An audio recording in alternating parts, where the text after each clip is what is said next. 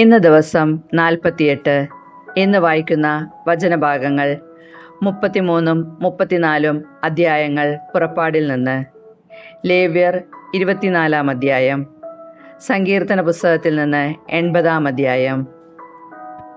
പുറപ്പാട് അധ്യായം 33. സീനായ് വിടാൻ കൽപ്പന. കർത്താവ് മോശയോട് കൽപ്പിച്ചു, നീയും ഈജിപ്തിൽ നിന്ന് നീ കൂട്ടിക്കൊണ്ടുവന്ന ജനവും ഇവിടെ നിന്ന് പുറപ്പെട്ട് അബ്രാഹത്തോടും ഇസഹാക്കിനോടും യാക്കോബിനോടും അവരുടെ സന്തതികൾക്കായി നൽകുമെന്ന് ഞാൻ ശപഥം ചെയ്തിട്ടുള്ള നാട്ടിലേക്ക് പോവുക. ഞാൻ നിങ്ങൾക്ക് മുൻപേ ഒരു ദൂതനെ അയക്കും. കാനാൻകാരെയും അമോര്യരെയും ഹിത്യരെയും പെരീസ്യരെയും ഹിവ്യരെയും ജബൂസ്യരെയും ഞാൻ ഓടിച്ചു കളയും. തേനും പാലും ഒഴുകുന്ന നാട്ടിലേക്ക് പോകുവിൻ. ഞാൻ നിങ്ങളുടെ കൂടെ വരുന്നില്ല. വന്നാൽ നിങ്ങളുടെ ദുശ്ശാഠ്യ നിമിത്തം വഴിയിൽ വെച്ച് നിങ്ങളെ നശിപ്പിച്ചു കളയും. അശുഭമായ ഈ വാർത്ത കേട്ട് അവർ വിലപിച്ചു. ആരും ആഭരണങ്ങൾ അണിഞ്ഞില്ല. കർത്താവ് മോശയോട് അരുളി ചെയ്തിരുന്നു, നീ ഇസ്രായേൽക്കാരോട് പറയുക, നിങ്ങൾ ദുശ്ശാഠ്യക്കാരായ ഒരു ജനമാണ്. ഒരു നിമിഷത്തേക്ക് നിങ്ങളുടെ കൂടെ സഞ്ചരിച്ചാൽ മതി, നിങ്ങളെ ഞാൻ നശിപ്പിച്ചു കളയും. നിങ്ങളുടെ ആഭരണങ്ങൾ അഴിച്ചു മാറ്റുവിൻ. നിങ്ങളോട് എന്ത് ചെയ്യണമെന്ന് ഞാൻ നിശ്ചയിക്കും. ഹോരബ് മലയുടെ സമീപത്ത് വെച്ച് ഇസ്രായേൽ ജനം ആഭരണങ്ങൾ അഴിച്ചുമാറ്റി. സമാഗമ കൂടാരം. പാളയത്തിന് പുറത്ത് അകലെയായി മോശ ഒരു കൂടാരമടിക്കുക പതിവായിരുന്നു.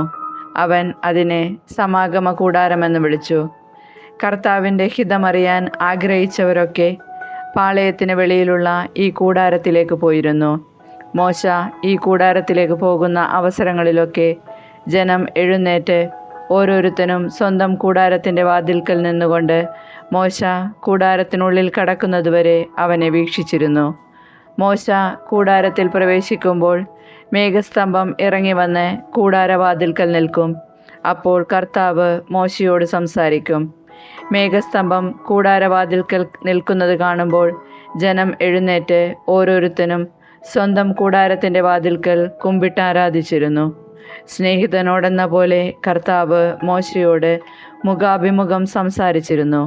അതിനുശേഷം മോശ പാളയത്തിലേക്ക് മടങ്ങിപ്പോകും. എന്നാൽ അവൻ്റെ സേവകനും നൂനിൻ്റെ പുത്രനുമായ ജോഷുവ എന്ന യുവാവ് കൂടാരത്തെ വിട്ടുപോയിരുന്നില്ല. കർത്താവ് ജനത്തോടുകൂടെ. മോശ കർത്താവിനോട് പറഞ്ഞു, ഈ ജനത്തെ നയിക്കുക എന്ന് അങ്ങ് എന്നോട് ആജ്ഞാപിക്കുന്നു. എന്നാൽ ആരെയാണ് എൻ്റെ കൂടെ അയക്കുക എന്നറിയിച്ചിട്ടില്ല. എന്നിട്ടും എനിക്ക് നിന്നെ നന്നായിട്ടറിയാം. നീ എൻ്റെ പ്രീതി നേടിയിരിക്കുന്നു എന്ന് അവിടുന്ന് പറയുന്നു. അങ്ങ് എന്നിൽ സംപ്രീതനാണെങ്കിൽ അങ്ങയുടെ വഴികൾ എനിക്ക് കാണിച്ചു തരിക. അങ്ങനെ ഞാൻ അങ്ങയെ അറിയുകയും പ്രീതിപ്പെടുത്തുകയും ചെയ്യട്ടെ. ഈ ജനത അങ്ങയുടെ സ്വന്തം ജനമാണെന്ന് ഓർമ്മിച്ചാലും. കർത്താവ് പറഞ്ഞു, ഞാൻ തന്നെ നിന്നോടുകൂടെ വരികയും നിനക്ക് ആശ്വാസം നൽകുകയും ചെയ്യും. മോശ പറഞ്ഞു, അങ്ങ് ഞങ്ങളോടുകൂടെ വരികയില്ലെങ്കിൽ ഞങ്ങളെ ഇവിടെ നിന്ന് പറഞ്ഞയക്കരുത്. അങ്ങ് പോരുന്നില്ലെങ്കിൽ അങ്ങ് എന്നിലും അങ്ങയുടെ ജനത്തിലും സംപ്രീതനാണെന്ന് എങ്ങനെ വെളിപ്പെടും? അങ്ങ് ഞങ്ങളോടൊത്ത് യാത്ര ചെയ്യുമെങ്കിൽ ഞാനും അങ്ങയുടെ ജനവും ഭൂമുഖത്തുള്ള എല്ലാ ജനതകളിലും നിന്ന് വ്യത്യസ്തരായിരിക്കും. കർത്താവ് മോശയോട് പറഞ്ഞു, നീ ആവശ്യപ്പെട്ട ഈ കാര്യവും ഞാൻ ചെയ്യും. എന്തെന്നാൽ നീ എൻ്റെ പ്രീതി നേടിയിരിക്കുന്നു. നിന്നെ എനിക്ക് നന്നായി അറിയാം. മോശ പറഞ്ഞു, അങ്ങയുടെ മഹത്വം എനിക്ക് കാണിച്ചു തരണമെന്ന് ഞാൻ അപേക്ഷിക്കുന്നു. അവിടുന്ന് അരുളി ചെയ്തു, എൻ്റെ മഹത്വം നിൻ്റെ മുൻപിലൂടെ കടന്നു പോകും. കർത്താവ് എന്ന എൻ്റെ നാമം നിൻ്റെ മുൻപിൽ ഞാൻ പ്രഖ്യാപിക്കുകയും ചെയ്യും. എനിക്ക് ഇഷ്ടമുള്ളവനിൽ ഞാൻ പ്രസാദിക്കും. എനിക്കിഷ്ടമുള്ളവനോട് ഞാൻ കരുണ കാണിക്കും. അവിടുന്ന് തുടർന്നു, നീ എൻ്റെ മുഖം കണ്ടുകൂടാ. എന്തെന്നാൽ എന്നെ കാണുന്ന ഒരു മനുഷ്യനും ജീവനോടെ ഇരിക്കുകയില്ല. കർത്താവ് പറഞ്ഞു, ഇതാ എൻ്റെ അടുത്തുള്ള ഈ പാറമേൽ നീ നിൽക്കുക. എൻ്റെ മഹത്വം കടന്നു പോകുമ്പോൾ നിന്നെ ഈ പാറയുടെ ഒരിടുക്കിൽ ഞാൻ നിർത്തും. ഞാൻ കടന്നു പോകുമ്പോൾ എൻ്റെ കൈകൊണ്ട് നിന്നെ മറയ്ക്കും. അതിനുശേഷം ഞാൻ കൈമാറ്റും. അപ്പോൾ നിനക്ക് എൻ്റെ പിൻഭാഗം കാണാം, എന്നാൽ എൻ്റെ മുഖം നീ കാണുകയില്ല. പുറപ്പാട് അധ്യായം 34. വീണ്ടും ഉടമ്പടി പത്രിക. കർത്താവ് മോശയോട് അരുളി ചെയ്തു, ആദ്യത്തേതുപോലുള്ള 2 കൽപ്പലക ചെത്തിയെടുക്കുക. നീ ഉടച്ചു കളഞ്ഞ പലകകളിലുണ്ടായിരുന്ന വാക്കുകൾ തന്നെ ഞാൻ അതിലെഴുതാം. പ്രഭാതത്തിൽ തന്നെ തയ്യാറായി സീനായ് മലമുകളിൽ എൻ്റെ മുൻപിൽ നീ സന്നിഹിതനാകണം. ആരും നിന്നോടൊന്നിച്ച് കയറി വരരുത്. മലയിലെങ്ങും ആരും ഉണ്ടായിരിക്കുകയുമരുത്. മലയുടെ അടുത്തെങ്ങും ആടുകളോ മാടുകളോ മേയരുത്. ആദ്യത്തേതുപോലുള്ള 2 കൽപ്പലക മോശ ചെത്തിയെടുത്തു. കർത്താവ് കൽപ്പിച്ചതനുസരിച്ച് അവൻ അതിരാവിലെ എഴുന്നേറ്റ് കൽപ്പലകകൾ കയ്യിലെടുത്ത് സീനായ് മലയിലേക്ക് കയറിപ്പോയി. കർത്താവ് മേഘത്തിൽ ഇറങ്ങി വന്ന് അവൻ്റെ അടുക്കൽ നിൽക്കുകയും കർത്താവ് എന്ന തൻ്റെ നാമം പ്രഖ്യാപിക്കുകയും ചെയ്തു. അവിടുന്ന് ഇപ്രകാരം ഉദ്ഘോഷിച്ചുകൊണ്ട് അവൻ്റെ മുൻപിലൂടെ കടന്നുപോയി. കർത്താവ് കാരുണ്യവാനും കൃപാനിധിയുമായ ദൈവം, കോപിക്കുന്നതിൽ വിമുഖൻ, സ്നേഹത്തിലും വിശ്വസ്തതയിലും അത്യുദാരൻ, തെറ്റുകളും കുറ്റങ്ങളും പാപങ്ങളും ക്ഷമിച്ചുകൊണ്ട് ആയിരങ്ങളോട് കരുണ കാണിക്കുന്നവൻ, എന്നാൽ കുറ്റവാളിയുടെ നേരെ കണ്ണടയ്ക്കാതെ പിതാക്കന്മാരുടെ കുറ്റങ്ങൾക്ക് മക്കളെയും മക്കളുടെ മക്കളെയും 3ഉം 4ഉം തലമുറയോളം ശിക്ഷിക്കുന്നവൻ. മോശ ഉടനെ നിലം പറ്റി കുമ്പിട്ട് ആരാധിച്ചു. അവൻ പറഞ്ഞു, അങ്ങെന്നിൽ സംപ്രീതനെങ്കിൽ കർത്താവേ, അങ്ങയോട് ഞാൻ അപേക്ഷിക്കുന്നു. ഞങ്ങൾ ദുശ്ശാഠ്യക്കാരാണെങ്കിലും അങ്ങ് ഞങ്ങളോടുകൂടെ വരേണമേ. ഞങ്ങളുടെ കുറ്റങ്ങളും പാപങ്ങളും ക്ഷമിക്കുകയും ഞങ്ങളെ അങ്ങയുടെ സ്വന്തമായി സ്വീകരിക്കുകയും ചെയ്യണമേ. അവിടുന്ന് അരുളി ചെയ്തു, ഇതാ ഞാൻ ഒരു ഉടമ്പടി ചെയ്യുന്നു. ലോകത്തിൽ ഒരിടത്തും ഒരു ജനതയുടെ ഇടയിൽ നടന്നിട്ടില്ലാത്ത തരം അത്ഭുതങ്ങൾ നിന്റെ ജനത്തിൻ്റെ മുൻപിൽ ഞാൻ പ്രവർത്തിക്കും. നിന്റെ ചുറ്റുമുള്ള ജനതകൾ കർത്താവിൻ്റെ പ്രവൃത്തി കാണും. നിനക്ക് വേണ്ടി ഞാൻ ചെയ്യാൻ പോകുന്നത് ഭയാനകമായ ഒരു കാര്യമാണ്. ഇന്ന് ഞാൻ നിന്നോട് കൽപ്പിക്കുന്നത് നീ അനുസരിക്കണം. നിന്റെ മുൻപിൽ നിന്ന് അമോര്യരെയും കാനാന്യരെയും ഹിത്യരെയും പെരീസ്യരെയും ഹിവ്യരെയും ജബൂസ്യരെയും ഞാൻ ഓടിക്കും. നിങ്ങൾ പ്രവേശിക്കുന്ന ദേശത്തെ നിവാസികളുമായി ഒരു ഉടമ്പടിയിലും ഏർപ്പെടരുത്. ഏർപ്പെട്ടാൽ അത് നിങ്ങൾക്കൊരു കെണിയായിത്തീരും. നിങ്ങൾ അവരുടെ ബലിപീഠങ്ങളും വിശുദ്ധ സ്തംഭങ്ങളും തകർക്കുകയും അക്ഷേരാ ദേവതയുടെ പ്രതിഷ്ഠകൾ നശിപ്പിക്കുകയും ചെയ്യണം. മറ്റൊരു ദൈവത്തെയും ആരാധിക്കരുത്. എന്തെന്നാൽ അസഹിഷ്ണു എന്നു പേരുള്ള കർത്താവ് അസഹിഷ്ണുവായ ദൈവം തന്നെ. ആ ദേശത്തെ നിവാസികളുമായി നിങ്ങൾ ഉടമ്പടി ചെയ്യരുത്. ചെയ്താൽ തങ്ങളുടെ ദേവന്മാരെ ആരാധിക്കുകയും അവർക്ക് ബലിയർപ്പിക്കുകയും ചെയ്യുമ്പോൾ അവർ നിങ്ങളെ ക്ഷണിക്കുകയും അവരുടെ ബലിവസ്തു ഭക്ഷിക്കാൻ നിങ്ങൾക്കിടവരുകയും ചെയ്തേക്കാം. അവരുടെ പുത്രിമാരെ നിങ്ങളുടെ പുത്രന്മാരെ കൊണ്ട് വിവാഹം കഴിപ്പിക്കുകയും ആ പുത്രിമാർ തങ്ങളുടെ ദേവന്മാരെ ആരാധിക്കുകയും നിങ്ങളുടെ പുത്രന്മാരെ അതിനായി പ്രേരിപ്പിക്കുകയും ചെയ്തെന്ന് വരാം. നിങ്ങൾക്കായി ദേവന്മാരെ വാർത്തുണ്ടാക്കരുത്. പുളിപ്പില്ലാത്ത അപ്പത്തിൻ്റെ തിരുനാൾ നിങ്ങൾ ആചരിക്കണം. ഞാൻ കൽപ്പിച്ചിട്ടുള്ളതുപോലെ അബീബ് മാസത്തിൽ 7 നിശ്ചിത ദിവസങ്ങളിൽ നിങ്ങൾ പുളിപ്പില്ലാത്ത അപ്പം ഭക്ഷിക്കണം. കാരണം അബീബ് മാസത്തിലാണ് നിങ്ങൾ ഈജിപ്തിൽ നിന്ന് പുറപ്പെട്ടത്. ആദ്യജാതരെല്ലാം എനിക്കുള്ളതാണ്. ആടുമാടുകളുടെ കടിഞ്ഞൂലുകളും എൻ്റേതാണ്. കഴുതയുടെ കടിഞ്ഞൂലിനെ ഒരാട്ടിൻകുട്ടിയെ നൽകി വീണ്ടെടുക്കാം. വീണ്ടെടുക്കുന്നില്ലെങ്കിൽ അതിനെ കഴുത്തു ഞെരിച്ചു കൊല്ലണം. നിങ്ങളുടെ പുത്രന്മാരിൽ എല്ലാ ജാതരെയും വീണ്ടെടുക്കണം. വെറും കൈയോടെ ആരും എൻ്റെ മുൻപിൽ വന്നുകൂടാ. 6 ദിവസം നിങ്ങൾ ജോലി ചെയ്യുക. 7-ാം ദിവസം വിശ്രമിക്കണം. ഉഴവുകാലത്തോ കൊയ്ത്തുകാലത്തോ ആയാലും വിശ്രമിക്കണം. ഗോതമ്പ് വിളയുടെ ആദ്യ ഫലങ്ങൾ കൊണ്ട് നിങ്ങൾ വാരോത്സവം ആഘോഷിക്കണം. വർഷാവസാനം സംഭരണ തിരുനാളും. വർഷത്തിൽ 3 തവണ നിങ്ങളുടെ പുരുഷന്മാരെല്ലാവരും ഇസ്രായേലിൻ്റെ ദൈവമായ കർത്താവിൻ്റെ മുൻപിൽ ഹാജരാകണം. ഞാൻ നിങ്ങളുടെ മുൻപിൽ നിന്ന് ജനതകളെ നിഷ്കാസനം ചെയ്യും. നിങ്ങളുടെ അതിർത്തികൾ ഞാൻ വിപുലമാക്കും. വർഷത്തിൽ 3 പ്രാവശ്യം നിങ്ങളുടെ ദൈവമായ കർത്താവിൻ്റെ മുൻപിൽ ഹാജരാകാൻ വേണ്ടി നിങ്ങൾ പോകുമ്പോൾ ആരും നിങ്ങളുടെ ഭൂമി കൈയടക്കാൻ ശ്രമിക്കുകയില്ല. പുളിപ്പുള്ള അപ്പത്തോടൊപ്പം എനിക്ക് രക്തബലി അർപ്പിക്കരുത്. പെസഹ തിരുനാളിലെ ബലിവസ്തു പ്രഭാതം വരെ അവശേഷിക്കുകയും അരുത്. ഭൂമിയുടെ ആദ്യ ഫലങ്ങളിൽ ഏറ്റവും മികച്ചത് നിങ്ങളുടെ ദൈവമായ കർത്താവിൻ്റെ ആലയത്തിൽ കൊണ്ടുവരണം. ആട്ടിൻകുട്ടിയെ അതിൻ്റെ തള്ളയുടെ പാലിൽ വേവിക്കരുത്. കർത്താവ് മോശയോട് അരുളി ചെയ്തു, ഈ വചനങ്ങൾ രേഖപ്പെടുത്തുക. നിന്നോടും ഇസ്രായേൽ ജനത്തോടും ഞാൻ ചെയ്ത ഉടമ്പടിയുടെ വ്യവസ്ഥകളാണവ. മോശ 40 പകലും 40 രാവും കർത്താവിനോടുകൂടെ അവിടെ ചെലവഴിച്ചു. അവൻ ഭക്ഷിക്കുകയോ പാനം ചെയ്യുകയോ ചെയ്തില്ല. ഉടമ്പടിയുടെ വചനങ്ങളായ 10 പ്രമാണങ്ങൾ അവൻ പലകകളിൽ എഴുതി. 2 സാക്ഷ്യഫലകങ്ങളും വഹിച്ചുകൊണ്ട് മോശ സീനായ് മലയിൽ നിന്ന് താഴേക്ക് വന്നു.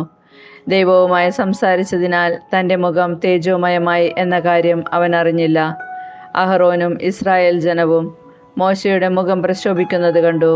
അവനെ സമീപിക്കാൻ അവർ ഭയപ്പെട്ടു. മോശ അവരെ വിളിച്ചു. അഹറോനും സമൂഹ നേതാക്കന്മാരും അടുത്തു ചെന്നു. മോശ അവരോട് സംസാരിച്ചു. അനന്തരം ജനം അടുത്തു ചെന്ന് സീനായ് മലയിൽ വച്ച് കർത്താവ് തന്നോട് സംസാരിച്ചതെല്ലാം അവൻ അവർക്ക് കൽപ്പനയായി നൽകി. സംസാരിച്ചു തീർന്നപ്പോൾ മോശ ഒരു മൂടുപടം കൊണ്ട് മുഖം മറച്ചു. അവൻ കർത്താവിനോട് സംസാരിക്കാൻ തിരുമുൻപിൽ ചെല്ലുമ്പോഴോ അവിടെ നിന്ന് പുറത്തു വരുന്നതുവരെയോ മൂടുപടം ധരിച്ചിരുന്നില്ല. അവൻ പുറത്തു വന്ന് അവിടുന്ന് തന്നോട് കൽപ്പിച്ചവയെല്ലാം ഇസ്രായേൽ ജനത്തോട് പറഞ്ഞിരുന്നു. ഇസ്രായേൽ ജനം മോശയുടെ മുഖം കണ്ടു. മോശയുടെ മുഖം പ്രകാശിച്ചിരുന്നു. കർത്താവിനോട് സംസാരിക്കാൻ അകത്ത് പ്രവേശിക്കുന്നതുവരെ മോശ മുഖം മറച്ചിരുന്നു. ലേവ്യർ അധ്യായം 24. ദേവാലയ ദീപം. കർത്താവ് മോശയോട് അരുളി ചെയ്തു, വിളക്കുകൾ നിരന്തരം കത്തിക്കൊണ്ടിരിക്കുന്നതിന് ഒലിവിൽ നിന്നെടുത്ത ശുദ്ധമായ എണ്ണ നിന്റെ അടുക്കൽ കൊണ്ടുവരാൻ ഇസ്രായേൽ ജനത്തോട് പറയുക. സമാഗമ കൂടാരത്തിൽ സാക്ഷ്യത്തിൻ്റെ തിരശ്ശീലയ്ക്ക് പുറത്ത് പ്രദോഷം മുതൽ പ്രഭാതം വരെ നിരന്തരം കർത്താവിൻ്റെ സന്നിധിയിൽ അഹ്റോൻ അത് സജ്ജമാക്കി വയ്ക്കണം. നിങ്ങളുടെ തലമുറകൾക്ക് എന്നേക്കുമുള്ള നിയമമാണിത്. കർത്താവിൻ്റെ സന്നിധിയിൽ ദീപപീഠത്തിന്മേൽ അവൻ ദീപങ്ങൾ നിരന്തരം ഒരുക്കി വയ്ക്കണം. തിരുസാന്നിധ്യപ്പം. നീ നേരിയ മാവ് കൊണ്ട് 12 അപ്പം ഉണ്ടാക്കണം. ഓരോ അപ്പത്തിനും 10 ഏഫ മാവ് ഉപയോഗിക്കണം. അവ 6 വീതം 2 നിരകളായി പൊന്മേശയിൽ വയ്ക്കണം. ശുദ്ധമായ കുന്തിരിക്കം ഓരോ നിലയിലും വയ്ക്കണം. കർത്താവിന് അപ്പത്തോടൊപ്പം സ്മരണാംശമായി അഗ്നിയിൽ അർപ്പിക്കാൻ വേണ്ടിയാണ് ഇത്. ഇസ്രായേൽ ജനത്തിനു വേണ്ടി നിത്യമായ ഒരു ഉടമ്പടിയായി സാബത്ത് തോറും മുടക്കം കൂടാതെ അഹ്റോൻ അത് കർത്താവിൻ്റെ മുൻപിൽ ക്രമപ്പെടുത്തി വയ്ക്കണം. അത് അഹ്റോനും അവൻ്റെ പുത്രന്മാർക്കും ഉള്ളതായിരിക്കും. അവർ അത് വിശുദ്ധ സ്ഥലത്ത് വെച്ച് ഭക്ഷിക്കണം. കാരണം അത് കർത്താവിന് അർപ്പിതമായ ദഹനബലിയുടെ അതിവിശുദ്ധമായ അംശവും അവൻ്റെ ശാശ്വത അവകാശവുമാണ്. ദൈവദൂഷണത്തിന് ശിക്ഷ. ഇസ്രായേൽക്കാരിയിൽ നിന്ന് ഈജിപ്തുകാരന് ജനിച്ച ഒരുവൻ ഇസ്രായേൽ ജനത്തിനിടയിൽ വന്ന് പാളയത്തിൽ വച്ച് ഒരു ഇസ്രായേൽക്കാരനുമായി വഴക്കിട്ടു. ഇസ്രായേൽ സ്ത്രീയുടെ മകൻ തിരുനാമത്തെ ദുഷിക്കുകയും ശപിക്കുകയും ചെയ്തു. അവർ അവനെ മോശയുടെ അടുക്കൽ കൊണ്ടുവന്നു. അവൻ്റെ അമ്മയുടെ പേർ ഷെലോമിത്ത് എന്നായിരുന്നു. അവൾ ദാൻ ഗോത്രത്തിലെ ദിബ്രിയുടെ മകളായിരുന്നു. അവർ അവനെ കർത്താവിൻ്റെ ഹിതം അറിയുന്നതുവരെ തടവിൽ വെച്ചു. കർത്താവ് മോശയോട് കൽപ്പിച്ചു, ശാപവാക്ക് പറഞ്ഞവനെ പാളയത്തിന് പുറത്തു കൊണ്ടുപോവുക. അവൻ പറഞ്ഞത് കേട്ടവരെല്ലാം അവൻ്റെ തലയിൽ കൈവച്ചതിനു ശേഷം ജനം അവനെ കല്ലെറിയട്ടെ. എന്നിട്ട് ഇസ്രായേൽ ജനത്തോട് പറയുക, ദൈവത്തെ ശപിക്കുന്നവൻ തൻ്റെ പാപം വഹിക്കണം. കർത്താവിൻ്റെ നാമം ദുഷിക്കുന്നവനെ കൊന്നുകളയണം. സമൂഹം മുഴുവനും അവനെ കല്ലെറിയണം. സ്വദേശിയോ വിദേശിയോ ആകട്ടെ, കർത്താവിൻ്റെ നാമം ദുഷിക്കുന്ന ഏവനും വധിക്കപ്പെടണം. പ്രതികാരത്തിൻ്റെ നിയമം. മനുഷ്യനെ കൊല്ലുന്നവൻ മരണശിക്ഷ അനുഭവിക്കണം. മൃഗത്തെ കൊല്ലുന്നവൻ പകരം മൃഗത്തെ കൊടുക്കണം. ജീവന് പകരം ജീവൻ. അയൽക്കാരനെ അംഗഭംഗപ്പെടുത്തുന്നവനോട് അത് തന്നെ ചെയ്യണം. ഒടിവിന് ഒടിവും കണ്ണിനെ കണ്ണും പല്ലിന് പല്ലും പകരം കൊടുക്കണം. മറ്റൊരുവനെ അംഗഭംഗപ്പെടുത്തിയതുപോലെ അവനെയും അംഗഭംഗപ്പെടുത്തണം. മൃഗത്തെ കൊല്ലുന്നവൻ പകരം മൃഗത്തെ കൊടുക്കണം. എന്നാൽ മനുഷ്യനെ കൊല്ലുന്നവനെ കൊന്നുകളയണം. സ്വദേശിക്കും വിദേശിക്കും ഒരേ നിയമം തന്നെ. ഞാനാണ് നിങ്ങളുടെ ദൈവമായ കർത്താവ്. ദൈവദൂഷണം പറഞ്ഞവനെ പാളയത്തിന് പുറത്തു കൊണ്ടുപോയി കല്ലെറിയണമെന്ന് മോശ ഇസ്രായേൽ ജനത്തോട് പറഞ്ഞു. മോശയോട് കർത്താവ് കൽപ്പിച്ചതുപോലെ ഇസ്രായേൽ ജനം പ്രവർത്തിച്ചു. സങ്കീർത്തനങ്ങൾ 80. ഞങ്ങളെ പുനരുദ്ധരിക്കണമേ. ഇസ്രായേലിൻ്റെ ഇടയനെ, ആട്ടിൻകൂട്ടത്തെ പോലെ ജോസഫിനെ നയിക്കുന്നവനെ ചെവിക്കൊള്ളണമേ. കെരൂബുകളിന്മേൽ വസിക്കുന്നവനെ പ്രകാശിക്കണമേ. എഫ്രായിമിനും ബെഞ്ചമിനും മനാസേക്കും അങ്ങയെ തന്നെ വെളിപ്പെടുത്തണമേ. ഉണർന്ന ശക്തിയോടെ ഞങ്ങളെ രക്ഷിക്കാൻ വരേണമേ. ദൈവമേ, ഞങ്ങളെ പുനരുദ്ധരിക്കണമേ. അങ്ങയുടെ മുഖം പ്രകാശിക്കുകയും ഞങ്ങൾ രക്ഷപ്പെടുകയും ചെയ്യട്ടെ. സൈന്യങ്ങളുടെ ദൈവമായ കർത്താവേ, അങ്ങയുടെ ജനത്തിൻ്റെ പ്രാർത്ഥനകൾ എത്ര നാൾ അങ്ങ് കേൾക്കാതിരിക്കും? അങ്ങ് അവർക്ക് ദുഃഖമാഹാരമായി നൽകി. അവരെ അളവില്ലാതെ കണ്ണീർ കുടിപ്പിച്ചു. അങ്ങ് ഞങ്ങളെ അയൽക്കാർക്ക് നിന്നാപാത്രമാക്കി. ഞങ്ങളുടെ ശത്രുക്കൾ പരിഹസിച്ചു ചിരിക്കുന്നു. സൈന്യങ്ങളുടെ ദൈവമായ കർത്താവേ, ഞങ്ങളെ പുനരുദ്ധരിക്കണമേ. അങ്ങയുടെ മുഖം പ്രകാശിക്കുകയും ഞങ്ങൾ രക്ഷപ്പെടുകയും ചെയ്യട്ടെ. ഈജിപ്തിൽ നിന്ന് അവിടുന്ന് ഒരു മുന്തിരിവള്ളി കൊണ്ടുവന്നു. ജനതകളെ പുറത്താക്കി അത് നട്ടുപിടിപ്പിച്ചു. അവിടുന്ന് അതിനുവേണ്ടി തടമൊരുക്കി. അത് വേരൂന്നി വളർന്നു.